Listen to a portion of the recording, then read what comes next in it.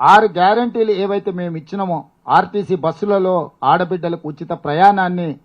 7.5 అధికారాన్ని చేపడితే 48 గంటలు తిరిగే లోపలనే డిసెంబర్ 9 నాడు